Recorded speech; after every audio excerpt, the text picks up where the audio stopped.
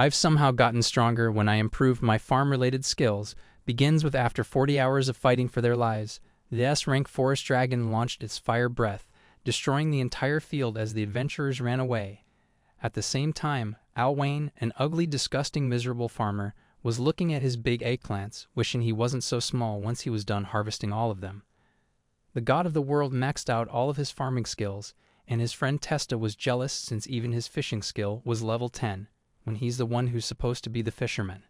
Just as he let those words out, the god of the world offered him the ability to evolve all of his farming skills, and after merging all his abilities, he was bestowed with the broken nature lover status, and his attack level reached 69,420. However, Alwayne remembered that he needed to get his crops to the capital, and as they were traveling, he saw the dragon launching its fire breath at the adventurers, but they were too weak to fight back.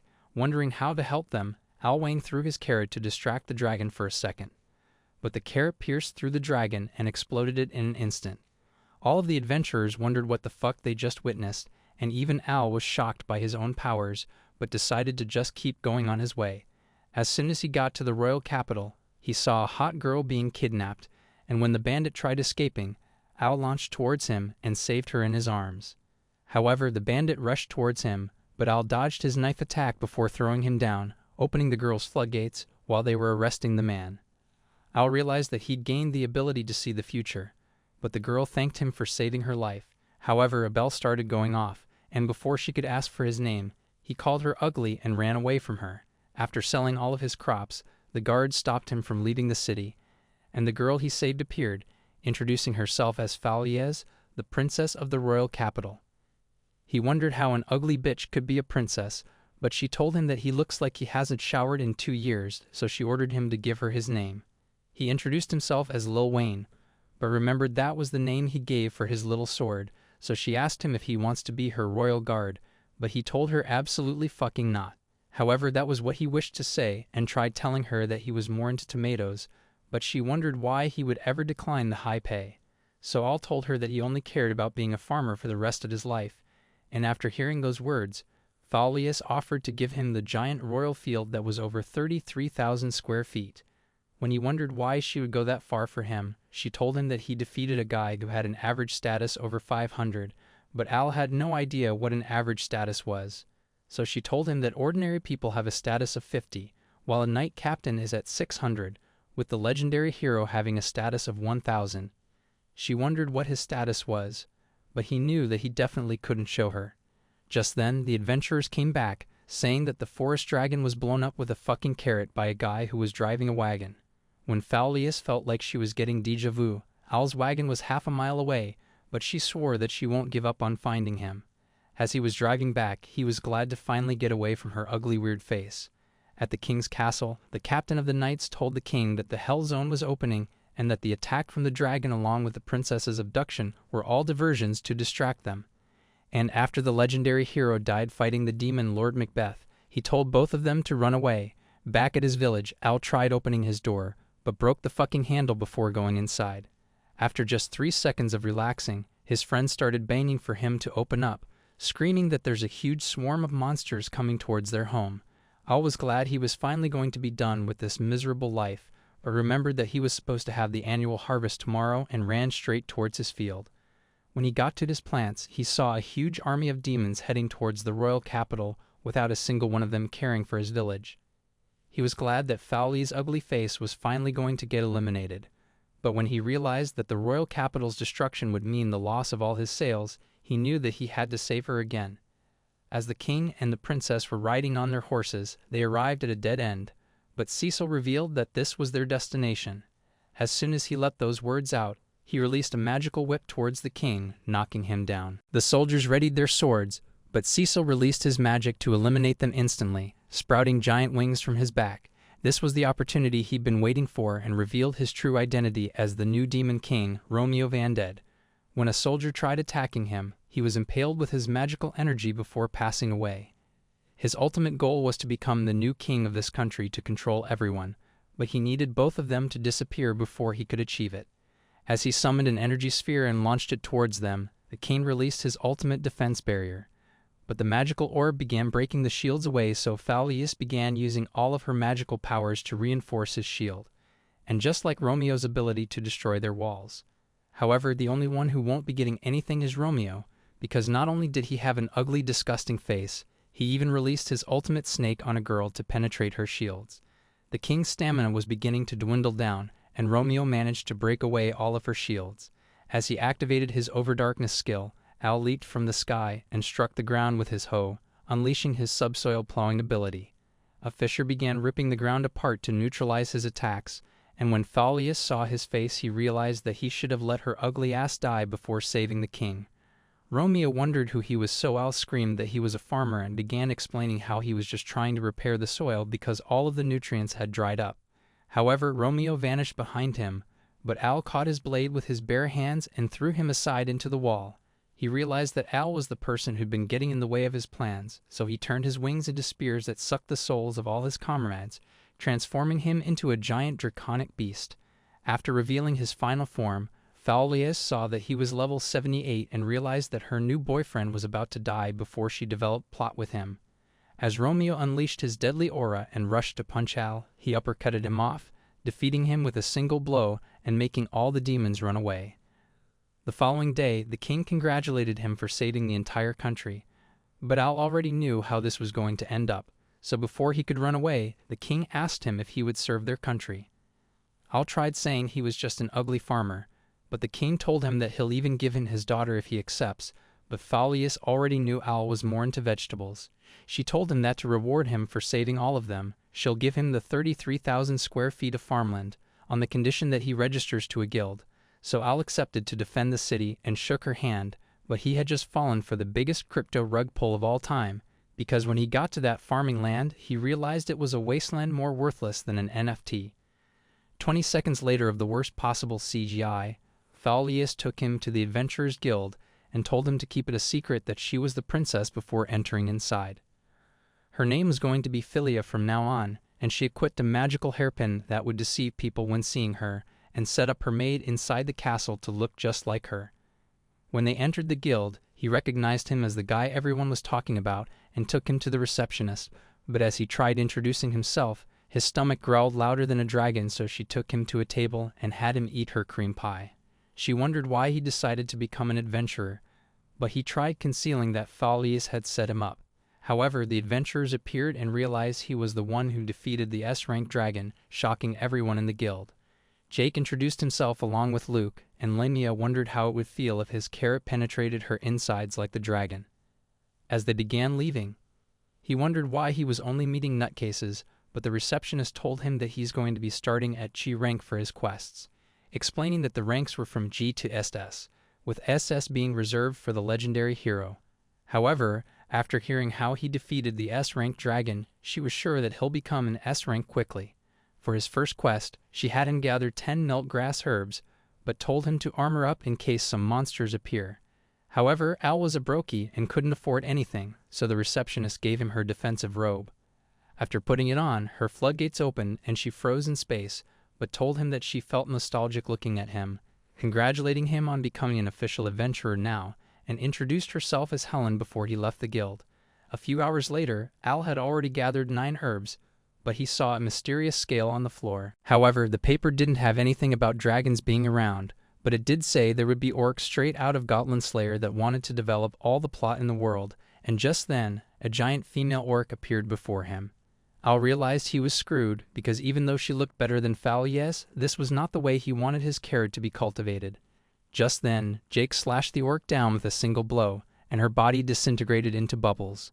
Al thanked him for saving his carrot, and when the other adventurers appeared, he wondered if they'd ever seen this scale before. But while it was an unidentified monster, Jake said it could be the Black Dragon God, and as soon as he let those words out, the entire forest was engulfed with a dark aura, and the black dragon appeared before their eyes. The fear of seeing the dragon froze them in their place, but the dragon walked past them as if they didn't exist, and before it could disappear, Al tried to look at its stats but could barely get a glimpse, seeing that it was over 100,000. At night, Helen was running away from that dragon before dying, but woke up from the nightmare to see that she was still in her uniform. The following morning, her mother realized she looked awful, and Helen said she had no memory of anything that happened before she went to sleep, but Al came in to report what he saw inside the forest. As they met with the guild master, they told him that the dragon had enough power to destroy the entire country in an instant, and saw that its name was Ouroboros. When Helen heard that name, she collapsed on the table but tried to get up because she wanted to know everything about him. Al went on to show them one of the scales he found of the dragon, and when Helen laid her eyes on it, all her memories started reappearing. She remembered her brother screaming for her as the dragon bit him down, ending his life in that moment. After regaining those memories, Helen fell unconscious on the floor. As Al waited for hours, her adoptive mother came into the room and was shocked to see him wearing the robe Helen gave him. So she told him that Helen doesn't have any memories of when she was a kid. When she found her, the only thing Helen had was her robe, and wondered if all of this was connected to Ouroboros. Hearing her words, Al promised to find out even if it was dangerous, but she told him that he's just a useless G-rank adventurer. So before he could leave on his own, she gave him all of her recovery potions, and begged him to be safe.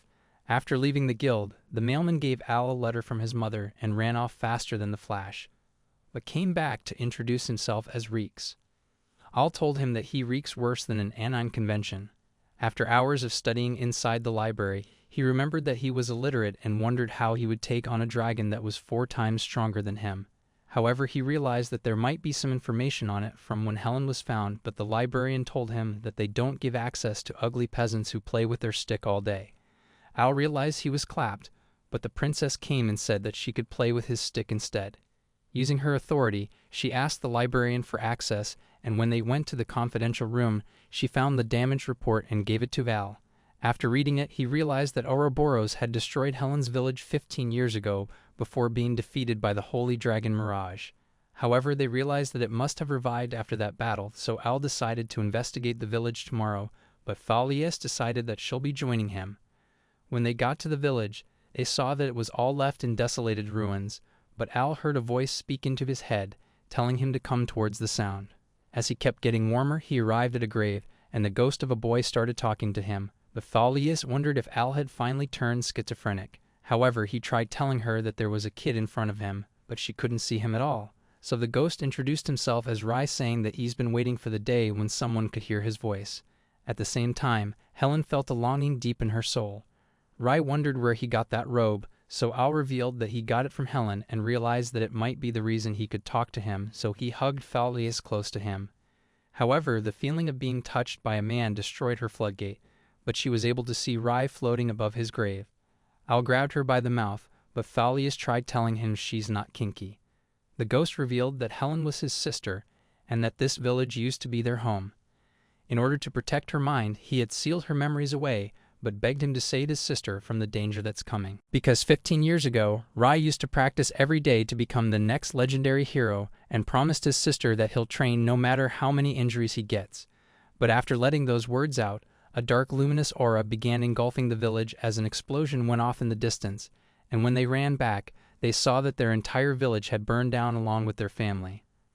From above, they saw the dragon's wings, but even as they tried to hide, the dragon spotted a family in front of them. As it tried to eat them alive, the boy tried to protect his family, but the dragon said that it hated humans without fear since hope was a poison to it. So before their eyes, it ate his family and destroyed every bit of hope he had, before swallowing their souls away. Rai tried telling his sister that they should run away, but even after running for hours, the dragon found and cornered them. Even as they kept running, the dragon continued destroying the forest around them, saying that it enjoyed nothing more than the despair on their faces. Before long, Helen tripped on the ground, and the dragon landed before her, saying that it will feast on her soul that was filled with despair. Rai threw a dagger at the dragon's eye and told his sister to start running, but the dragon healed its wound and decided to eat Rai first. As it launched towards him, Rai told his sister to run away, and the dragon bit him down. Seeing the way she was overcome with despair, the dragon laughed at her agony, but decided to let Helen stay alive, because 15 years from now, he promised that he'll come back to eat her along with her entire city, after her soul had been saturated with despair. However, Rai said that even after dying, he will never let him harm his little sister, so the dragon promised to allow his soul to remain in the land and wait for the day where his sister met her fate, disappearing before their eyes. Even then, Rai promised that he won't give up, but his soul left his body, and his sister was left crying on her own. That was what happened 15 years ago. but Ray told them that Ouroboros always left a single survivor alone because they would spread the terrifying story among everyone, creating a chain reaction of fear to revive the dragon. The only way to defeat the dragon was to not fall for its fear tactics, so he told him to go to his sister and pass his secret message. A few minutes later, Al ran faster than the mailman after finding out that Faulius was going to be home alone. When they arrived at the castle, Faulius told him that he was extremely fast and rough, and was shocked that he had so much stamina to last that long. Back at Helen's home, her guardian realized that she was no longer in her room, and Helen walked around the forest with a knife in her hand. Before she knew it, the dark aura of the dragon engulfed the area around her, and when she saw Ouroboros again, she remembered that she was the reason her brother died that day. As despair began overflowing her body, she fell onto her knees, and the dragon told her that her brother is no longer alive because she was a useless bird, so now everyone in this country was about to die because of her again. It was her fault that she got everyone involved, and the dragon wondered what she would do about it, so she offered to sacrifice herself for her friends. This was the immense amount of despair the dragon desired, but he promised that he will still eat every single one of her friends regardless of her sacrifice. As she was about to be overcome with darkness, Al stopped her hand and told her that he was here to save her, but the dragon punched him away, sending him crashing into the tree. The only thing that saved his life was the robe he was wearing, and the dragon wondered if he was even a human for surviving that blow. Al told him that he's not any human, screaming that he's a farmer as he punched the dragon's jaw, sending it crashing into the trees. He told Helen that she'll no longer have to worry, and after inspecting his status, Al realized that this was going to be a rougher fight than the one he has with his grapefruits. The dragon began running towards Al, but Al narrowly avoided his attacks before striking him back. However, the dragon whipped him off with his tail, and while he was on the ground, Ouroboros tried smashing him down, but Al barely resisted and jumped back. A giant fire sphere erupted from the dragon's mouth towards Al, but he tried standing his ground until it launched him miles away. However, he said that he was a goddamn farmer and told Helen that he'll take her out for a date after this as he dodged another fireball. Helen told him that she didn't want anyone else dying because of her, but Al grabbed her arm and told her that it's not her fault for people getting hurt. So when she blamed herself for involving him in this, Al said that he knew she would be blaming herself and revealed that he had met her brother. Knowing his sister, Rai said that he didn't regret saving her because he wanted her to keep living happily and spread her smile to everyone around her. It was as if she was hearing her own brother's words and seeing his smile, so she started crying. As the dragon came towards them, Al told her that she can't ever give up because hope is the only thing that'll destroy Ouroboros. After letting those words out, a light began shining from the sky, and Al saw that his stats were rapidly decreasing. But even after he lost most of his power, the dragon still tried to eliminate Al as he rushed down. But Al punched him off with a single blow, sending him crashing into the ground. Seeing how low his stats were, Al realized that he was now stronger, and Helen asked him if he was okay. But as she got closer to him, he heard a knife going inside of him and saw that she had stabbed his stomach as she looked up towards him with demonic eyes. When she pulled away to let him bleed, Al tried drinking the recovery potion, but it slipped out of his hand. Helen started running to stab him once again, and when he wondered why she would betray him, she told him that she'll be putting him out of his misery. As she ran closer, a giant metal wing blocked her attack, and the holy dragon Mirage had awakened. It told Al to look closely, because Helen was possessed by Ouroboros right now, and Mirage used all of his magical energy to regenerate Al's wound. However, it collapsed after consuming all of that energy, telling him that the only way to save his friend would be to purify the dragon inside of her. Ouroboros mocked him, knowing there was no chance he'd ever attack a girl. However, Al believed in equal rights, equal fights, and knocked her away, telling her that he saw the look in her eyes begging him to put an end to Ouroboros no matter what happened. As he stood over her body, she thanked him for hurting her, but as he tried helping her up, Ouroboros had not disappeared yet, and his spirit emerged from inside of Helen, diving deep into his soul. Now that Al was possessed, there was no chance for anyone to survive. But when the dragon was inside of his mind, he saw that the only thing he wanted to do was play with his hoe and plow his seeds deep in her soil.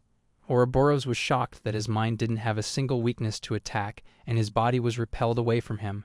With his remaining energy, Mirage stood back up and released his purification magic onto him, eliminating Ouroboros in that instant, and sending a beacon of light towards the heavens. Before disappearing, the holy dragon was grateful to Al, and the heavenly light dissipated from the forests. As the skies cleared, Thalius promised to give him the sloppiest head. A few days later, Al finally woke up from his coma, and Thalius was glad because she was finally going to deliver on her promise. But when he wondered what she was talking about, she told him it's not like she wanted to mend his stick while he plowed her against the ground and planted his seeds into her fertile soil or anything like that. Baka, you don't find that suspicious? Helen told him that he managed to defeat Ouroboros, and when he wondered if she was alright after all of that, she showed him that there were still some side effects. Her arm transformed into a dragon's claw, and Al wondered if Ouroboros was still in, but she showed him that she's just overpowered now and transformed both her arms and legs into their dragon form. Having never done it with a dragon, Al wanted to know how those hands would feel. She told him that even though those hands were once used to eliminate everyone, she wanted to use them in order to save lives and to live happily just like her brother had told her all those years ago. Thalius felt like she was about to get cooked, but they screamed at her to keep her ugly face out of it. Helen wondered what type of relationship she had with Al, so she said that they're childhood friends, cementing him deep into the friend zone. Just then, Wolverine barged in along with everyone else to make sure both of them were okay, and the adventurers wondered just how overpowered you have to be for defeating a dragon alone. To commemorate defeating Ouroboros, they decided to drink all of the most expensive liquor and make the guild master pay for all of it. Thalius told them that she'll even have the castle pay them a large bounty, but the dumb-ass moron still didn't realize she was the princess. A few weeks later, Testa was helping Al carry the crops when Reeks showed up out of nowhere to deliver a letter. Al told him he reeked worse than the expired milk my father brought back after being gone for 20 years. After Reeks ran faster than Sonic while crying, Al realized that the letter was actually from his dad, and his father wondered if he got a girlfriend at the royal capital, but his mom wanted him to come and visit them since it's been years. So when Testa told him to go see his parents since they'd been separated from a young age, Al decided to see them right after finishing his quest. When he was at the capital, Al bricked up once again over the tomato in his hand, and when he shoved it into his mouth, he thought it was the best thing he'd ever tasted. When he asked the merchant how he created those tomatoes and begged him saying he wanted to suck all the fluids out of it harder than Thalius at Nye, the merchant thought he was a weirdo creep, but Al said he was just a farmer. The merchant told him that there was a rare type of fertilizer in Larugas, but before he could finish, Al disappeared faster than my father did with the guild. He begged Helen to let him go to his parents' home, but she wondered if she was really that awful in bed that he had to leave her this quick. However, he told her that she's ugly, but that's besides the point, because he just wanted to go and find his parents along with the rare fertilizer from their lands. Helen was glad he wasn't plowing anyone else's soil, so she told him that she'll be taking care of his quests with her new overpowered abilities and wished him luck on his journey. Outside the guild, he saw Thalius carrying a giant sack of shit, but he told her that he's leaving the capital to get as far away from her ugly face as possible. However, she asked him if she could join him, but he ran faster than I could come up with a new joke. While he was at the forest, he wondered why that ugly bitch was so clingy to him. But a giant orc appeared out of nowhere, extending his hand to him. He wondered if he was just trying to be his bro, but then asked him if he would be interested in plot development. As Al ran away, the orc jumped on top of him, and as his life flashed before his eyes, the orc was slashed down, and he saw a blue-haired girl asking him if he's okay. Al was about to get the biggest climax on his face, so he was anything but okay, but pretended like he wasn't shaking from the pounding he was going to take. While they sat down, Rory said she was also going to Larugas and wanted to join him on his way there, but Al wondered how she'd be okay sleeping next to another man in the middle of the forest. However, she told him that she'd rip off his carrot from his ugly face if he tried anything. But even so, she felt safe because she was also ugly. However, he told her that she looked better than the pumpkins in his field, and she thought he was just flirting with her. As the sun began setting, Rory felt an ominous presence around them as they heard the sound of someone running. As the man leaped on them, Rory was about to slash his face off, but Al saw it was Reeks and told her it was just an insult says major that Reeks from never showering. This time, the letter was from his mother and Reeks ran away to not take a shower for another year, where he wondered if it was important. But Al showed her that his mother was obsessed with him, and when he asked how her family was letting her travel alone, she told him that it wasn't like anyone cared about her. As it started getting dark, she took out an entire tent out of her bag and told him that this was the legendary item her parents left her. After she was done cooking, Al thought this was the best food he'd ever eaten, but wondered why she was heading to Larugas. so she told him that there were mysterious demons hunting the humans of the city, but no one inside the town remembers anything about it. However, he wondered why she would go that far to risk her life, so she told him that she was actually the daughter of the hero. It took Al's 2 brain cells a few seconds to process that she was the hero's daughter, and he asked her if that title was worth risking her life. However, she was frozen in space after hearing those words, but after he snapped her out of it, she told him that this was the first time anyone's ever worried for her. As she got up to sleep, Al took out his blanket to sleep on the ground, but she told him that he can come in the tent and sleep with her. However, Al was a kind, gentle man, so she wished him luck dealing with all the orcs at night. Before he was screwed, literally, he rushed to come inside, wondering why she had 2 sets of futons. Ruri revealed that she'd always wished for someone to talk the nights away with her on an adventures. When she turned the lights off, Al tried fulfilling her wish, but realized that she'd already fell asleep before he could beat his meat. However, she took out her light and gave his meat a different kind of beating, and he realized that he would have been better off dealing with the orcs. By the morning, they finally made it to the city, but she wondered where he got an entire fucking cast from, so he threw it off, and as they began walking inside the city, she told him that she'll be splitting away now that they've finally arrived. But before he could leave, she told him she was glad to finally sleep with someone. She asked him if she'd be able to become his escort again, and began drawing a map of the hotel she'll be staying at night so he can come inside. As she ran away, Al wondered if she knew her words meant she wanted to get smashed, but decided to just go back to his home instead. After a few hours of asking all the citizens, Ruri realized that not a single one of them knew anything about the demons.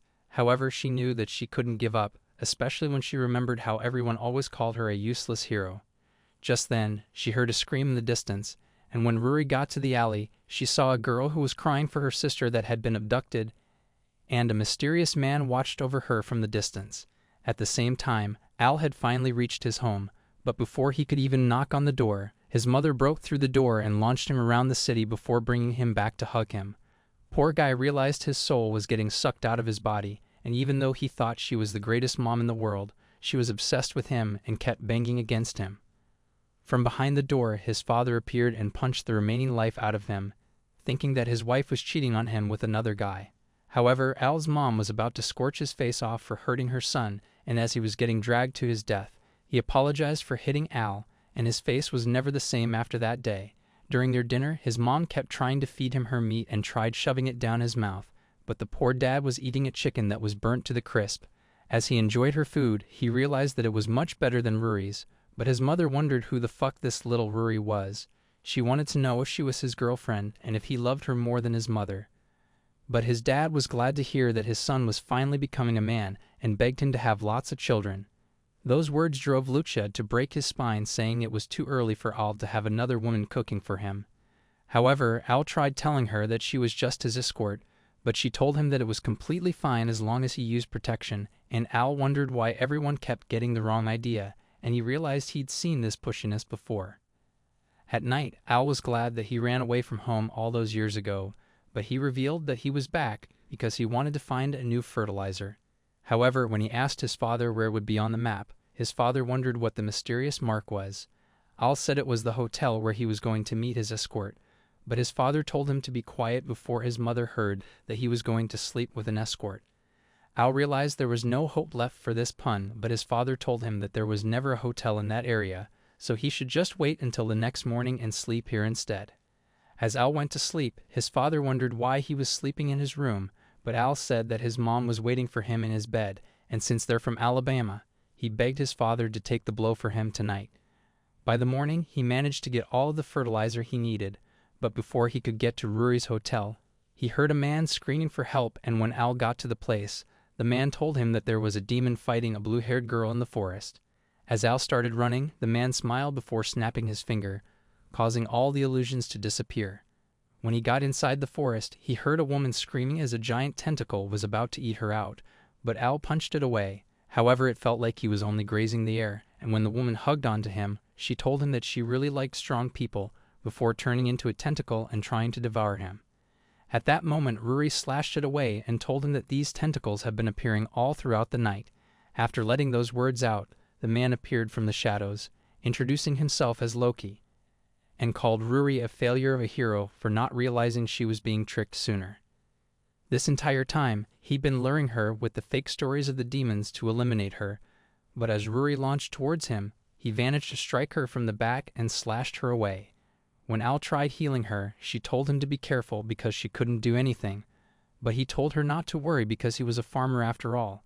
As he tried to punch him down, Loki grabbed him and threw him towards the tree, but he twisted his body and leaped back towards him. However, Loki kept evading his attacks until he knocked him down and exploded the ground beneath him. With nothing but a crater remaining where he was, Al struggled to stand back up, but jumped out of the ground without a single scratch, punching him down. Loki told him not to get carried away, punching him down and sending him crashing for an entire mile. Seeing his power, Loki told him that Ouroboros and Romeo were nothing but pawns for him, so he promised to end things now before they got in the way of his plan. Because they were going to die anyway, he revealed that he was going to eliminate Helen next, and told Ruri that she was possessed by the power of the good god, but she'd been too useless to release any of his power. Once he was done speaking, he released his tentacles from the ground again, and after leaping to dodge them, Al rushed to carry Ruri out of the way. After letting her down, he leaped towards one of the tentacles, but was cornered from behind, so Ruri slashed them down, telling him that she'll buy him some time to run away. However, Al refused and punched one of them down before it could bite Ruri, eliminating it as it disintegrated. And he told Ruri that he was going to become the ultimate farmer, so he wasn't ever going to abandon her. As the tentacle rose from the ground again, Al blew it away with a single punch. But Loki released his magical energy into dark orbs and sent them towards Al and Ruri, exploding the entire field. With no energy left after that blow, Al tried standing on his feet, but the tentacles rose back from the ground and knocked Ruri away before launching down and pushing Al down. As he groveled on the floor, Loki told him he won't ever be able to break apart from their sticky magic, and told Ruri that she was no longer needed. As she stared at Al being swallowed up by the tentacles, she realized she was always going to be useless, but she remembered her parents telling her that they would never abandon her no matter what path she walks.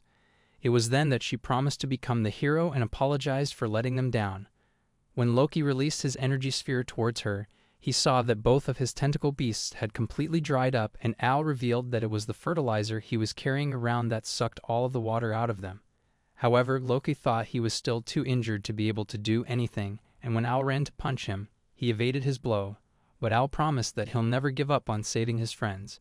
Hearing his determination, she remembered how everyone calling her useless was the reason she'd given up. But seeing how Al was still able to fight back, she knew that even if she was powerless, a hero is a person who risks their lives for saving people. When Al was about to gas out, Ruri stabbed Loki from the back and apologized to Al for not being able to help him because she was weak. However, she promised that she would never give up anymore and released all of the good god's energy. She told him to prepare to die and unleashed her saintly magic, activating her Sacred Eater ability before slashing Loki away. As she leaped towards him, she tried slashing him down in half, but Loki told her that their evil will succeed no matter how many times they are defeated. When his body was gone, Al thought that she was really a hero after all, but passed out from exhaustion. A few hours later, in her heavenly lap pillows, she told him to rest for as long as he could. When midnight arrived, Al finally woke up in her lap, but the dumbass hit her head. She wondered if this was what giving head meant, but when Al asked her what she was talking about, she turned away and pretended like she didn't say anything. As they walked around the forest to get back home, they began hearing a ghoul's voice calling for Al's name. Ruri was about to pass out from her fear because she's terrified of ghosts, but the one screaming was just his mother. Al realized that if she found Ruri with him, Ruri would never live to see the morning, so he picked her up and started running away. When they had escaped the noises, Ruri started laughing at him because he was scared of ghosts, when he's literally defeated dragons before. But Al knew that it was something even scarier than all of them combined. When they got back to the town, they saw that the hotel was no longer there, and after walking Ruri back to her inn, Al prayed that his mother wasn't home yet, because when he would sneak off with Testa to play at night, his mother would transform into a demonic creature as she searched for him, and when he would get home his soul would get sucked out of his body. He wondered if she was able to teleport, and as he opened the door, she started running to hug him, so he slammed the door in her face. But when he opened it again, she was behind him. The poor guy started running away and locked the door to his room, but his father was about to be the one who endured all the pain instead. By the morning, Al's dad realized he would be chopped into pieces if he ever left her, but she was too busy begging Al to not leave. Before leaving, she asked him if he was still going to be a farmer and told him that he doesn't need to feel like he's obligated to go down this path. But Al told her that he chose this path because he loved plowing his hoe into the ground. His mother wished she would be the hoe getting plowed into the ground before long. Al was back on his way home and caught up with Ruri, so together they headed back to the kingdom. When she tried telling him that she'll always save him, Al took the words out of her mouth by saying he'll always save her if she was in trouble, but she wanted him to put something else in her mouth. That same night, Faulius apologized to her father for making her decision, and he felt like he was a useless parent, but she knew this was her miserable fate. The next morning, Al introduced Ruri to Helen, but when they shook hands, Al was glad that they were going to be friends. Back at his farm, a kid was trying to steal Al's plants, but he picked him up and screamed at him. After Helen told him that he shouldn't be stealing, the kid apologized, but when they heard his stomach growl, Al handed him a ripe cabbage, and he thought this was the best thing he'd ever tasted. As he ran away, Al remembered the time when he fed a little girl, but Helen told him that the attacks by the monsters had been destroying all of the fields, so the poor kids were left without any food to eat. Just then, an alarm went off in the distance, and back at the city all the adventurers were fighting for their lives against a giant army of demons. Helen transformed her body into its dragon form and released a fireball towards the beasts, while Ruri slashed down a giant snake to save one of the adventurers. At the same time, Al ran towards the beasts and sent them launching towards the dragons, and together they began defeating all the beasts in their way. But even after hours of fighting, they realized there were too many of them, until an army began appearing from the distance, and the king of Antisburg screamed for the beasts to leave before the holy sword Leviathan burnt all of them down. Even though they were saved, Al thought something was off about a sword repelling all the monsters away. At night, Faulius came to his home, telling him that she wanted to say goodbye. As she sat down with a gloomy look, she told him that she's going to leave the kingdom, but said that she won't be coming back anymore. After letting those words out, her maid came to tell her that it was time to leave, so she told him goodbye one last time, thanking him for being her friend before her carriage pulled her away. He was glad to finally get rid of that ugly bitch. The next morning, he woke up to the most peaceful day yet, but couldn't stop thinking about Faulius. The mother of the little kid came to apologize for the way her son caused him trouble, and when she was leaving, Reeks had snuck up on him like a silent but deadly ninja. But Al told him that the only thing silent but deadly was the way he smelled. However, Reeks told him that he's got an even bigger stinker and showed him the newspaper. Back at the guild, Helen showed Ruri that Faulius was getting married, and she saw that the husband was the guy who saved them on the day of the invasion with his massive sword. Ruri felt like something was off, since monsters weren't supposed to understand any of his words, yet Helen also noticed they obeyed his commands. Al came in with the newspaper and asked them to read out the letter from his mom. However, the only words they read were how much she loved him, so Al ripped up the paper so they could read the important stuff.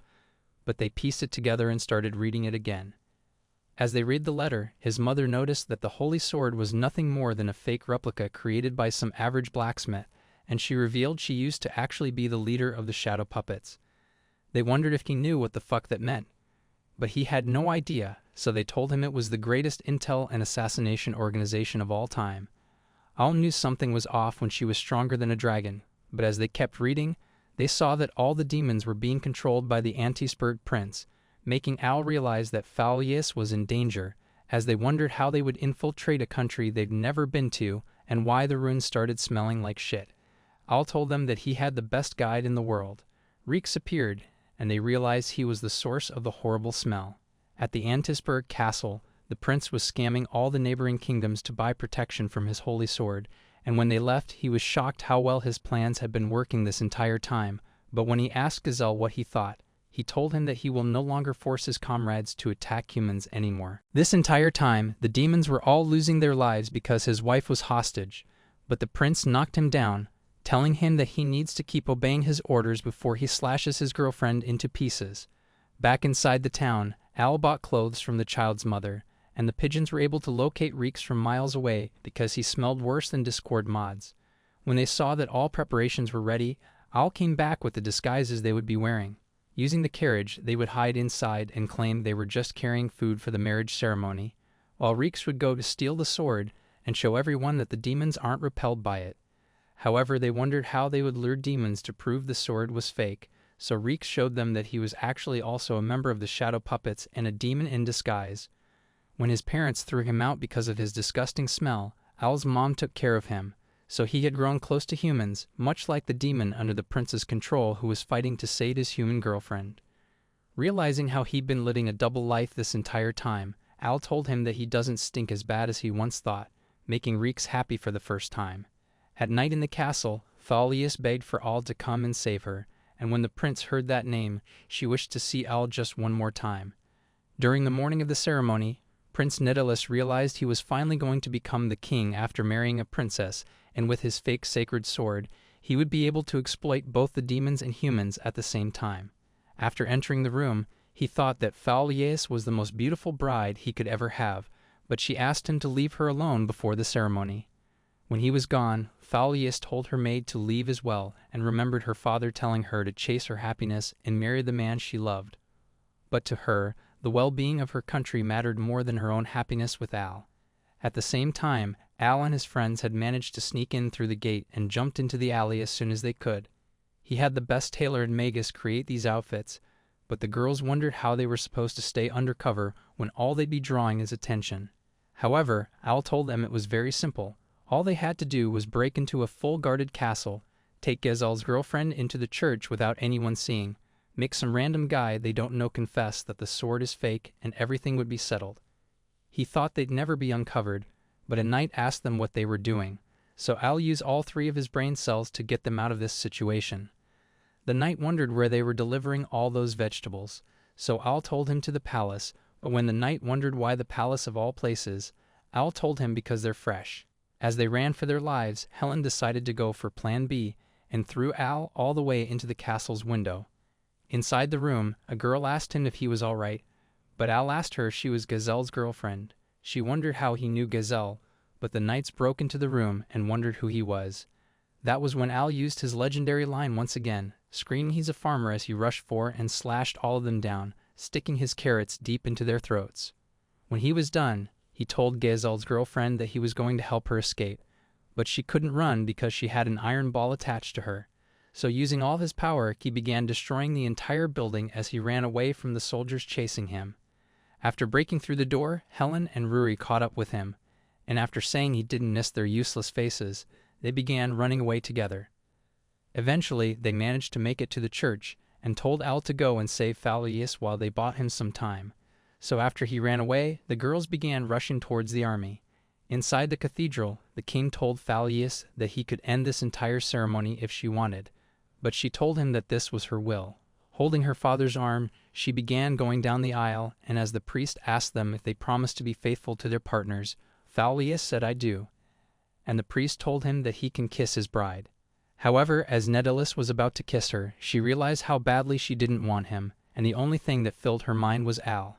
Just then, the door knocked him the fuck out and Al came into the middle of the room. After seeing his face again, Thalius was crying, but Nidalus came in the way, calling Al a villain that was trying to kidnap the princess.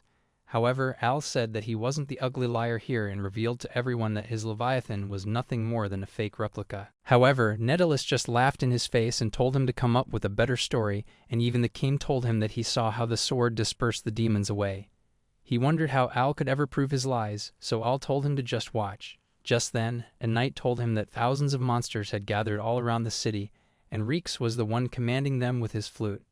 Inside the church, everyone told Nidalus to use the sword already, but when he tried calling out to Gezel, he saw that he was already reunited with his girlfriend. From his side, Reeks handed him the sword and told him to use it already, but as he struggled to reach for it, he realized that everyone would discover his secret.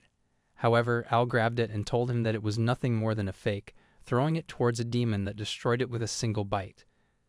The king wondered how that was possible, and Gezel went on to blow his flute to make the demons leave, showing them that he was the one controlling the demons this entire time under Nidalus' threats.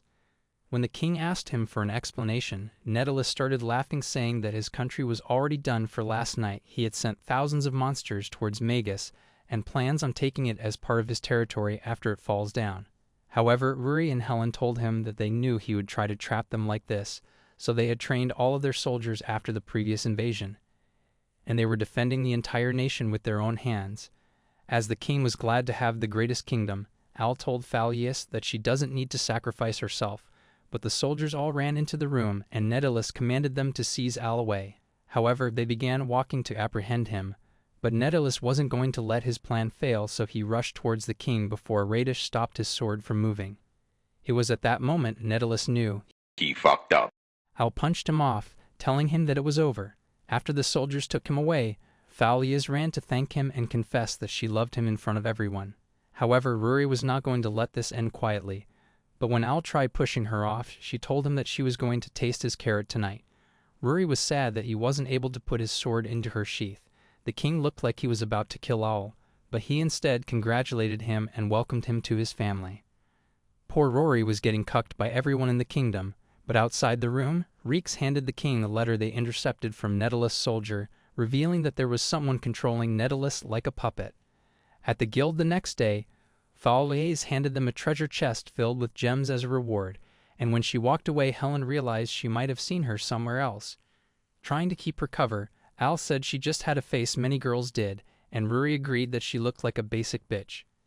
However, when Helen said that she was actually a beauty, Al said she was an ugly, hideous witch, so Phalias apologized for being an ugly bitch. However, she swore to Ruri that she was going to burn down this entire kingdom along with her for Al's carrot, and as he tried to run away, Helen still wondered why she looked familiar. Back at the field, Al was finally about to have some private time with his tomatoes, but the fucking girls ruined his peace and asked him who he liked. However, he pretended like their crazy asses didn't exist. So when they asked him if there was another woman he liked more than them, Al told them that there was another girl, crushing all their hopes before running off like Sonic and leaving them completely destroyed. Back at his home, he gave some of the vegetables he got to his childhood friend, Ildia, and remembered his mother telling him that he doesn't need to feel obligated for what happened. 15 years ago, Al's father had finally gathered a single box of potatoes, but when he turned to see how Al was doing, he saw that he had managed to gather 9 boxes by himself. Farming was the only thing Al enjoyed, but Lucia came from behind and beat his dad up for making Al do all the work. He would always share the food he harvested with his neighbors, but one day he saw an orphan girl who was about to get beat up by a bunch of guys she stole food from. As he wondered why she would steal, his neighbors told him that she never had any parents, and when he wondered what they would do to her now, they told him that they were going to sell her off to a slave trader. Seeing how they handled her, she bit one of them off and ran to steal his box of potatoes, before escaping away from them. Near the mountain, she began devouring the potatoes, but when Al came with soup for her, she started running away. However, she realized that he was just trying to give her some food, saying that he didn't want her eating raw potatoes since they were bitter. She jumped to hide away from him, but Al left the soup for her and started walking away. The following day, he came by to leave her a tomato omelette, and after he left, she jumped down to eat it. But when he came by the next morning, she was actually waiting for him this time, and as she ate it, he asked her if she liked his sandwich. She told him that the tomatoes were the best thing ever, so Al revealed that he was the one who grew them, hoping that one day they would bring a smile to someone, and he was glad that he found that smile. He asked her for her name, so she told him that her name was Ildia, and after he told her that he was Al Wayne, his stomach started growling, so she looked at the food in her hand and decided to let him eat some of it. He tried rejecting, but she told him that he won't be happy if he's hungry. However, the men were back to sell her to a slave trader, so he got on his knees and begged them to let her go, saying that he'll cultivate as many fields as it takes, just to repay what she had stolen. But even after begging, they were still unwilling to let her go. At that moment, Al's father appeared asking them if Al had done something. Both of them were shocked to see him, and when they explained the situation to him, his father decided to give them his entire barrel of expensive rice to make up for her losses. The men thought it would be more than enough to pay for what she stole, but when Al asked him if he was really sure about the rice, he told him that he was. However, he might not end up living past today because of Lucia, or she might starve him for the next 2 months. But at least crazy girls hit different. Just then, Ildia tried handing him back the potatoes she stole from him, but as the dad stared at how many of them there were, he told Al that they might be short-handed preparing them. He still had 2 brain cells 15 years ago, so it took him a while to realize that they could invite Ildia over. He told her that he'll need her help preparing these potatoes, so every day from now on, they'll eat at his house together. As they walked back home, Ildia was happy to finally find someone who cared about her. 2 years later, Al was harvesting once again, and even when Ildia would tell her Ani-Chan that he should take a break to eat already, he would tell her that he won't be done for hours. His father had already lost hope on his son, but Ilvia called him a baka for not spending enough time with her. Just then, Testa's dumbass was running from giant killer bees, but before they could get close to him, Al's mom flashed towards them and kicked all of them away, piling their dead bodies down. Testa told Lucia that she was looking beautiful like always, but his father was about to execute him for hitting on his wife. Even if he was Al's friend, he promised not to let him go, but Lucia said that she was devoted exclusively to Al. Poor father was getting cooked by his own son. And did anyone realize that the poor dude doesn't even have a name yet? She told him that they were going to find a larger house to fit their family of 4, so he waved them away as they left.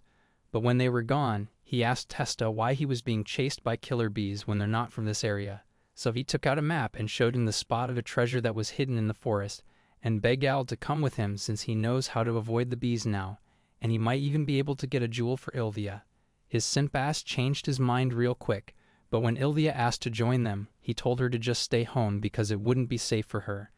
As they traveled inside the forest, Al wondered why Ilvia clung onto him, so Testa revealed the secret she told him. Everyone in the village treats her horribly when she's by herself, and Al wondered why she would never tell him, but then realized that his parents were looking for a house just for her sake. He felt sad that he couldn't do anything about it, so Testa told him that they should find the treasure and hurry back to her. When they finally got to the location on the map, Testa stepped on a rock that began splitting the mountain apart and sent them falling inside the cave. Before their eyes, they found an entire palace underground, and while Al looked around, Testa found a stone with a weird language that neither of them could read.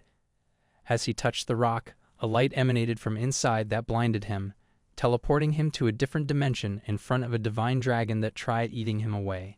Just then, the mountain erupted like a volcano, and after a few hours, he heard Ilvia's voice calling to wake him up. He tried getting up, but felt a sharp pain in his heart, and Testa came back inside, taking him outside to show him their village covered with ashes. All of the houses were burnt down, and there was no one left in the village. But before everyone could escape, the bridge to the capital was destroyed, and Testa's parents were finally found, so he ran to find them. At the same time, the mayor was handing out the rations for the people, but when Al thought he could go to the fields to find some food, all of his crops were destroyed. But on top of that, his mind was still being eaten away, so he apologized for making Ilvia hungry. But the only thing that mattered to her was him not disappearing, as she was sneaking around through the night. Ilvia found the mayor's tent and tried stealing one of the carrots, but remembered the way Al had begged for her when she used to steal, so she restrained herself and decided to leave. By the morning, the rations were even smaller, and as Ilvia carried the food back to Al, she decided to give him her ration as well. Inside the tent, he was shocked to see that he was getting more rations, so she told him that they actually got more food from the capital and their parents were going to be returning soon, so she wanted him to eat a lot to get well soon. Al was happy because she was also going to be full, and she told him she was looking to eat the vegetables he would grow again, so he promised that he'll feed her again. Days passed, and she would continue giving him her rations, but before long she was walking alone in isolation until her body collapsed in the middle of the field. When Al woke up, Testa ran into his room, and the words he heard shocked him. Al saw Ilvia's lifeless body, and after he collapsed onto the ground, Testa told him that she had died from starvation. However, Al wondered how that was possible when they got food supplies from the capital. But Testa told him that they've never been contacted by the capital, so Al realized she was lying this entire time. Every single day, she was starving herself just to feed him. And he couldn't hold himself back from crying. Eventually, his parents came back, and Al felt like the only reason she died was because of him. If it were now, Al knew he would have been able to feed her until she was full. But he could never fulfill his promise anymore. That night, a dragon faced off against him, but Al took it out with a single punch. As he walked back to his home, he saw the body of a girl laying on the floor, but was glad to at least see she was still breathing, and knew that he couldn't leave her alone here. By the morning, she began waking him up, and when he saw that she had regained consciousness, she asked him if he kidnapped her at night. However, he revealed that she was actually unconscious on the road, so she thought it was even creepier that he would kidnap her while she was unconscious. Al tried telling her that he was just worried about her and wondered what caused her to fall unconscious. Seeing he was sincere, she revealed that she was on her way to the Adventurers Guild, so Al told her that he would take her since he was going there anyway, and introduced himself as Al Wayne. He asked her what her name was, so she told him that her name was Linnea. A few hours later, Rory came by his room and saw another girl was already inside. Al asked her if it was too big, but she told him that it felt amazing and apologized for getting his bed dirty. Rory realized this was an even bigger JD joke than her being an escort and ran away crying. At the guild, Helen realized that Rory managed to always get herself into a JD joke, so Al told her that Linnea wanted to make a request of the guild. Inside the private room, Linnea told them that there was a problem with her hometown, but since no one's even been there, Al said that he'll try to help her instead. Helen wondered which town she was from, and when she revealed that she was from the Gull town, Al realized he was finally going to get his hands on the hard long asparagus sticks. He begged Linnea to let him join her, and Helen told her that she can trust Al. After she changed her clothes, she wondered if she was supposed to thank him with her body, but Al told her that he was more into pumpkins instead. However, she held his hand and told him that she can trust him, and Al realized that he got a new chick in his harem. But Rory was about to ice kayak herself and thought that Helen was a dirty liar. While they rode the carriage to Gull Town, their driver told them that he hasn't drove anyone in weeks since they'd stopped doing trades, and Al thought it was weird. As he was napping, he heard giant footsteps and saw a giant plot development orc wanting his carrot. The driver thought they'd be fine if it was just a single orc, but he saw that an entire horde was chasing after them, and Al realized that his carrot was going to be juiced. A few hours later, Al woke up in her lap and apologized, but realized that he was wearing a pendant, so she told him it would help calm him down for the time being. Just then, they finally arrived, and when she was gone, the driver told him that she was a sweet girl, because she tried comforting him the entire time he was passed out. At the entrance gate, Linnea told the guards that he was her companion, and as they walked away, he wondered why the guards were holding fucking mops. As soon as he saw an asparagus stand, Al tried ordering one, and while he asked the seller if he's seen anything strange going on, the man told him that the town is the epitome of peace. However, he handed Al his order completely burned, and when Al wondered if this was normal, Linnea told him that it wasn't. Once he looked at the man again, he saw that he was completely insane, and another person tripped and dropped all of his crops, but he got up and kept walking away before taking any of his vegetables back. Al tried to stop him but saw that he also looked messed up in the face and started to realize everything in this town was weird before he got picked up and kidnapped. At the waterfall, Linnea told him that everyone's been acting weird this entire time, so she invited him to come over and showed him her parents' pendant shop, along with her good god pendant that protected her from the insanity looming over them. She told him that there were only 4 in her family, but she hadn't seen her parents since this insanity had been taking over the town. After he asked to have the other 2 pendants to investigate them, she begged him to be careful. The following day, Al saw how the entire town had lost its mind, but a strange man appeared before Al, introducing himself as the lord of the town. He saw that Al was wearing the same pendant as him, and invited him for dinner at his mansion before the girls kidnapped him away. After he disappeared, the Lord was looking forward to seeing him later. At the waterfall, Linnea thought it was weird how the Lord stayed in the town without calling for any help, but Al thought that they could only find out by talking with him tonight. As the sun was setting, they made it to the Lord's castle and saw all his asparagus paintings in the hall. The Lord welcomed him into his castle, and Al wasted no time asking him if he knows what's been occurring in this town. The Lord wondered where to begin, but said it didn't matter anymore, making all of his guards point their weapon at Al. He told Al that he had a favor to ask of him, but Al broke away from all of his soldiers and started running towards him. However, Linnea stood in his way, and Al realized that she was under his control. This entire time, he'd been luring Al for his plan of subjugating all of humanity, and showed them his true form, saying that he has the ability to control anyone's mind with his powers. But since he's limited to controlling only a single person, he crystallized his powers and planted it into the goddess statue to control everyone inside the town. The final step in his plan was taking control of the royal capital, but after hearing how Al had defeated Romeo and Ouroboros, he knew that taking control of him would result in having the greatest super soldier that no one could defy. He wondered why Linnea was helping him, but she told him that she was forced to do it. After all, he was holding both her mother and father hostage. Al realized she wasn't lying, so he told the demon to do as he wishes, but as the crystal was about to stab into his head, Linnea remembered all the times he had spent with her and begged him to run away. But Al smiled and threw a rock onto the ground, blinding the entire room. From outside, the goddess statue had been completely destroyed, and its control faded from existence. Al revealed that it was a communication stone, so his friends destroyed the goddess statue when they got his signal. However, the demon wondered how he ever communicated with his friends, so Al revealed that there were 2 times when Linnea wasn't watching, and that was when he was getting kidnapped by the 2 girls, Ruri and Helen. By the second time they kidnapped him, they had realized everyone was being controlled by the statue, so they wanted him to find out how the Lord was controlling people. They were waiting on his signal to destroy the statue, and that was by destroying their communication stone. As for Linnea's parents, Ruri and Helen have rescued them by now, but the demon still had one more hostage. Knowing that the lord of this town loves asparagus from the bottom of his heart, he took out an asparagus stick, but the demon thought he was being stupid, so Al stuck his stick into his mouth. After chewing down his stick, the lord remembered how much he loved asparagus, and the demon was no longer able to control him, so Al punched him away, defeating him once and for all. Before he was going to leave, Al asked her if he could keep the pendant, so she told him that it was the least she could do for him, and walked closer to him, getting on her tiptoes. Poor Ruri keeps getting cooked. She told him that she'll eventually come to the capital and steal him, but Al had climaxed his pants and tried walking away without revealing the stain. Ruri and Helen tackled him down, and he told them that it wasn't his fault her mouth felt so good. Back inside the farm, Al was glad to finally be reunited with his vegetables because he can shove their juicy wet insides into his mouth, and doesn't have to deal with annoying girls. Speaking of the annoying girls, Falies noticed that both Ruri and Helen were wearing new pendants when she asked them where they got it from. They said Al gifted it to them because they looked better than her ugly face, and that he made out with a new girl called Linnea because he was happy to get away from her obsessive ass.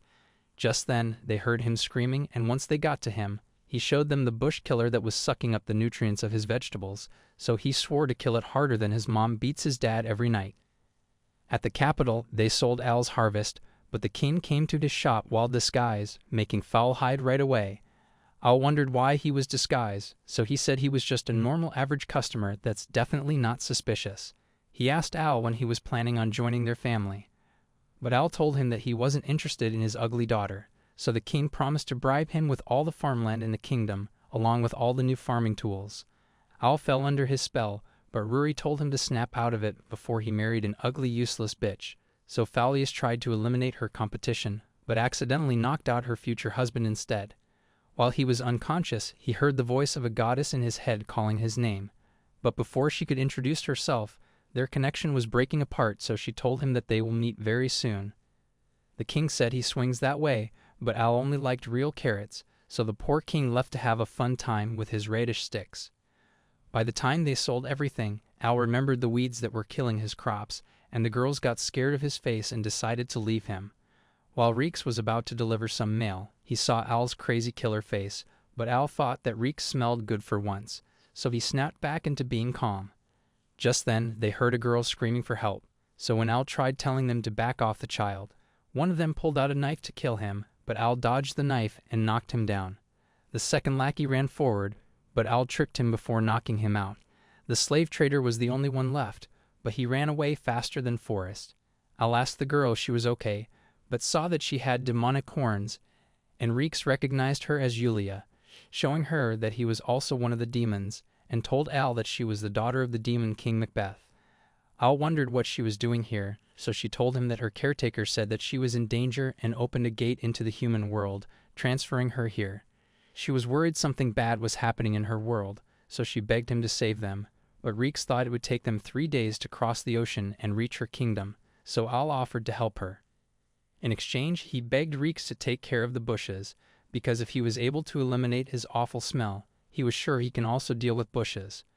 Before leaving, Reeks asked him if he was going to buy a ship, but Al told him that he doesn't need one, and started running on water because he was the ship. After a few hours of running across the water, they made it to the demonic continent, and he apologized for making her seasick, but she told him that she was glad he could save everyone faster, calling him Oni-chan. Al froze for a moment after hearing that and remembered Ilya's face, but heard a man walking from the distance.